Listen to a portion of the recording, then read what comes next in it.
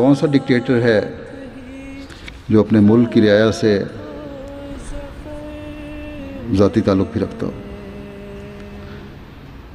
خلیفہ وقت کا تو دنیا میں پھیلے ہوئے ہر قوم اور ہر نسل کے احمدی سے ذاتی تعلق ہے.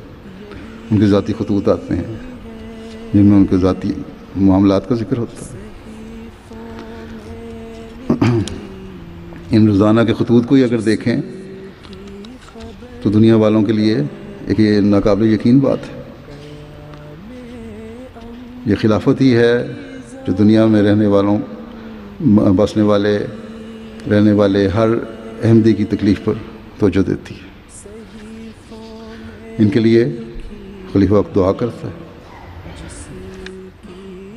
کون سا دنیاوی لیڈر ہے جو بیماروں کے لیے دعائیں بھی کرتا ہو؟